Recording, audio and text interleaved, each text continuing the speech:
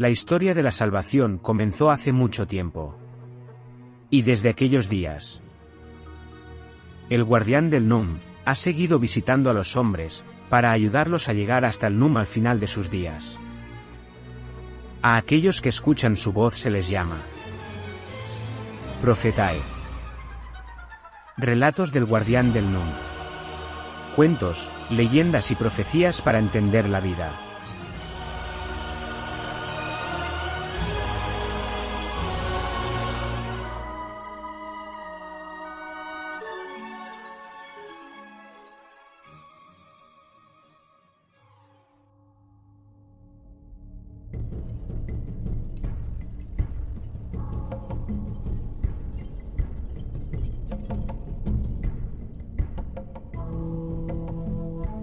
Capítulo 3.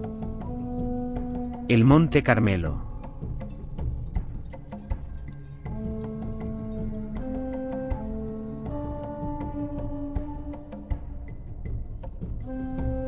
Los hombres de las llanuras del río Jordán contaban historias a los niños acerca de hombres feos, bajitos y malos que habitaban en cuevas de las montañas del norte.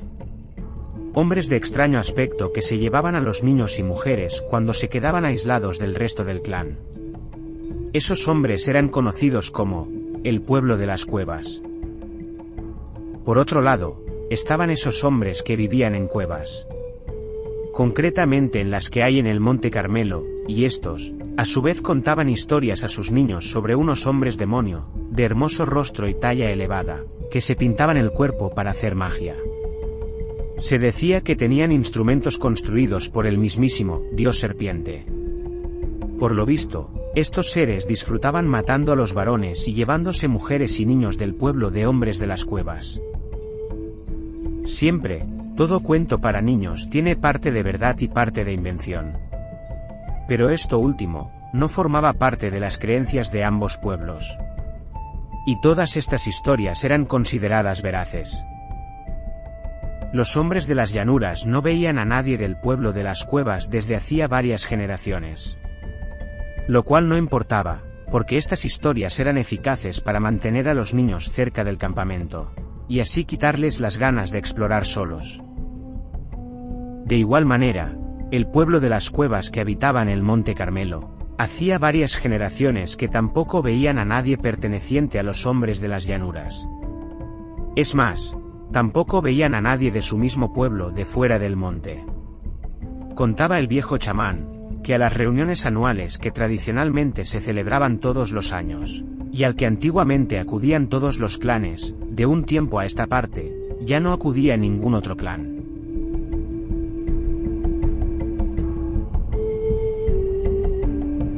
Mi padre me dijo entonces, que corrían tiempos muy amargos. Que la madre cueva se había hecho mayor y ya no podía tener más hijos. Por eso, el dios serpiente estaba al acecho, para herir a la madre cueva, porque ya no tenía hijos para defenderla, les dijo en esta ocasión el chamán.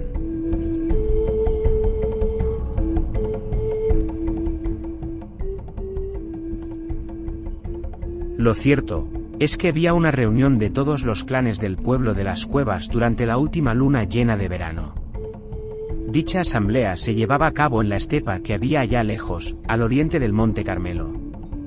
Pero hacía mucho tiempo que a esas reuniones solo iba el propio clan del Monte Carmelo. Por eso, en los últimos tiempos, el chamán de turno enviaba todos los años a los dos mejores cazadores al lugar del encuentro, en el desierto. Era un viaje muy peligroso.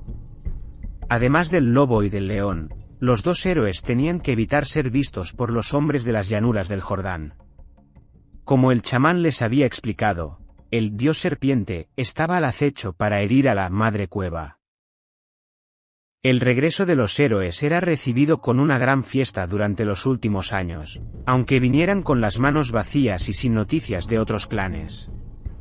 En este año, los mejores cazadores habían sido Carabisonte y Caracorzo, por los hechos que a continuación aquí se narran. El primero fue elegido porque mató a un oso cuando el animal entró en la caverna de los moribundos.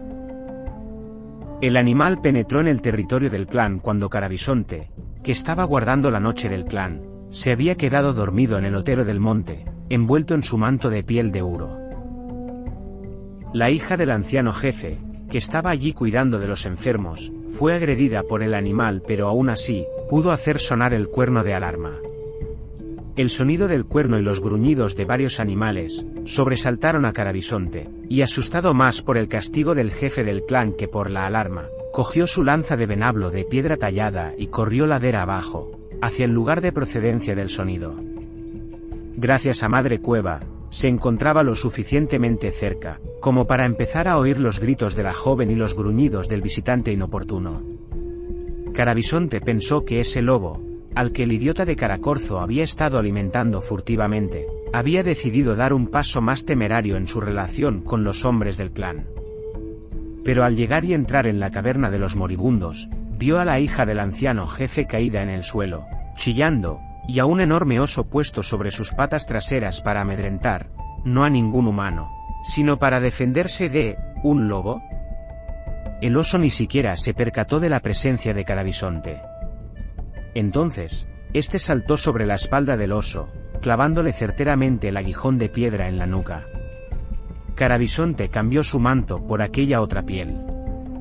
Desde ese instante, su opinión fue tenida en cuenta en la asamblea de cazadores, y le fue dada la hija del anciano jefe por mujer. Caracorzo, por su parte, no se destacó en ninguna cacería cuerpo a cuerpo. No era tan fuerte y valiente como Carabisonte. A él siempre le había gustado la recolección de útiles y el rebusco en los bosques del Monte Carmelo. Sabía fabricar objetos, que servían para fabricar otras cosas, y que luego, combinados todos estos artilugios, servían para cosas diversas e interesantes. Inventó varias trampas para pájaros y animales de pequeño tamaño. Todos en el clan creían que Caracorzo sería el heredero del actual chamán porque hacía cosas muy raras. El colmo fue domesticar un lobezno que había caído en una de sus trampas. Los miembros del clan desaprobaban la idea, pero el jefe decidió esperar algún tiempo.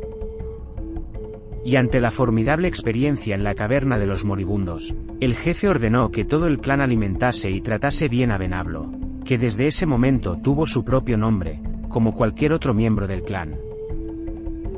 Pues bien, estos dos hombres del pueblo de las cuevas fueron los elegidos por el jefe de la tribu y el chamán para el gran viaje de ese año. La gente de la tribu celebraba que Carabisonte fuera elegido, pero no expresaban del mismo modo la elección de Caracorzo. La decisión fue tomada como siempre por el jefe de la tribu y el chamán. Todo el pueblo de las cuevas salió para despedir a los dos héroes de este año. Este viaje se había convertido más en una costumbre, que en un viaje con auténticas esperanzas de encontrar noticias de los otros clanes. Carabisonte y Caracorzo, claro que se conocían, pero no eran precisamente amigos. Caracorzo era la persona tímida y rara de la que todos se reían, y Carabisonte había sido durante todos estos años el instigador de todas las burlas.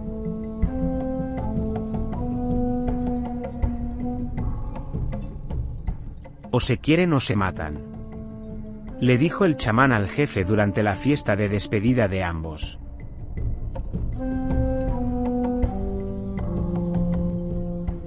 Salir del Monte Carmelo era un poco complicado. Aunque era verano, el frío les impedía quitarse las pieles, y por este motivo era más dificultoso atravesar los ríos de aguas gélidas que bajaban de la cumbre del monte. Se les hizo de noche buscando el paso de la nube, y decidieron parar a dormir. Como era costumbre en estos casos, rompieron la noche en 4 vigilias. Carabisonte estaba incómodo de pasar tanto tiempo a solas con Caracorzo, debido a todas las bromas pesadas que le había gastado en todos estos años. Por eso, para no abusar más de él y normalizar la relación, decidió hacer la segunda y tercera vigilia sin turnarse, ya que eran las más cansadas. Además, ahora no estaban los demás y no tenía que hacerse el líder delante de nadie. Por su parte, Caracorzo estaba tan humillado por Carabisonte que ni hablaba. No se fiaba de él y solo se comunicaba con su lobo Venablo, que siempre estaba a su lado. Caracorzo estaba tan sumiso que andaba detrás de Carabisonte por sus mismas huellas y con la mirada baja. Amaneció el segundo día, y ambos divisaron, cerca de las cotas más altas, el collado llamado el Paso de la Nube. Porque desde esas alturas podía divisarse las nubes que venían desde el lado del mar. Se pusieron en camino ascendiendo por la escarpada ladera y antes del mediodía llegaron a este paso. Aprovecharon para sentarse y mirar lo que dejaban atrás. El sol había disipado ya todas las nubes y la vista era impresionante. Ninguno de los dos había subido nunca tan alto. Todo su mundo se encerraba en esa imagen que ahora veían, las laderas y páramos del Monte Carmelo, sus ríos, sus inmensas manadas de grandes ciervos y uros. Hasta se veía el mar muy cerca pariendo nubes hacia el cielo. Los dos viajeros se volvieron con angustia hacia el otro lado del paso. Hacia oriente. Carabisonte se sentía ahora cobarde, experimentó el miedo a la muerte, y en silencio daba gracias a Madre Cueva por no estar solo ante esta misión. Caracorzo sería su único apoyo frente a lo desconocido. No sabía si volvería a ver a su esposa y si volviese a verla, el tiempo que transcurriría. Es cierto que desde que Carabisonte recordara, todos los héroes habían vuelto. Sin noticias de los otros clanes, pero habían vuelto. Solo la primera pareja que fue enviada no volvió nunca. Su historia pertenecía a las leyendas, que los padres contaban a sus hijos los días de tormenta, y así, distraer a los pequeños dentro de las cuevas. En el Paso de la Nube, había un mojón de piedras que los anteriores viajeros se habían encargado de construir, para marcar el principio del viaje. Los tres viajeros se sentaron a comer algo, y a Venablo, siempre le daban de sus propias raciones. Después de colocar sus respectivas piedras en el mojón, la conversación entre ellos comenzó de manera espontánea. Y así, estuvieron un largo rato aprovechando para descansar y compartir sus odres de agua aromática. Por primera vez los dos se sintieron a gusto el uno con el otro. Se sentían muy importantes para su clan y bromeaban con las historias que algún día se contarían sobre ellos. Estaban tan a gusto en la cima de su mundo, que hasta Venablo durmió un poco.